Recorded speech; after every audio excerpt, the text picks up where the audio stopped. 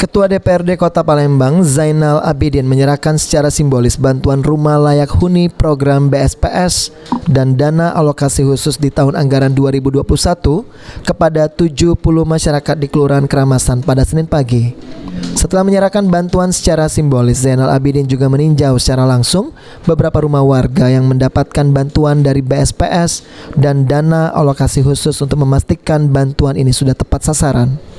Menurut Zainal Abidin, warga yang mendapatkan bantuan BSPS dan dana alokasi khusus ini dilihat dari bentuk rumahnya yang sudah tak layak huni. Kemudian ada petugas konsultan yang akan menentukan bahwa memang rumah ini layak atau tidak untuk dibantu. Selain itu, Zainal berharap dengan diberikannya bantuan ini bisa mengurangi beban masyarakat dan mendapatkan tempat tinggal yang lebih baik lagi dan layak untuk dihuni. Dan semoga bermanfaat pada rumahnya terus.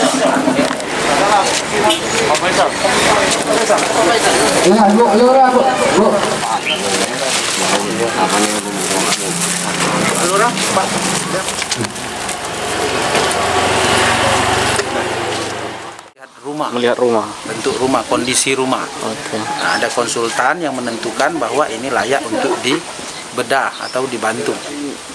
Bantuan ini gimana, Pak? Ya, harapan kami kepada masyarakat yang penerima bantuan, penerima manfaat dari bantuan ini untuk kehidupan mereka yang lebih baik. Ya. Jadi rumah layak untuk dihuni dengan bantuan rumah, bantuan stimulan perumahan swadaya. Berarti pemerintah itu membantu secara stimulan, nanti dilanjutkan dengan masyarakat itu apabila mendapatkan rezeki untuk dibuat lebih bagus lagi, lebih layak lagi. Sedangkan Faisal Rahmat, pejabat pembuat komitmen atau PPK BSPS tahun 2021 mengatakan, di tahun 2021 sebanyak 3.000 yang diusulkan untuk layak dibantu BSPS di Kota Palembang baru terlaksana sebanyak 215. Dirinya berharap di tahun depan akan terlaksana semua bagi masyarakat yang belum menerima bantuan.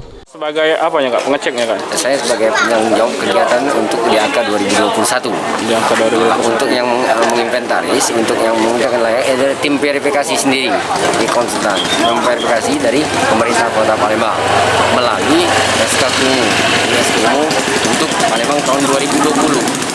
Dari 3.000 yang memang diusulkan untuk layak membantu untuk Kota Palembang, baru yang terlaksana sampai saat ini yang bisa kami amandemen hanya 215 yang dibantu untuk DAK Kota.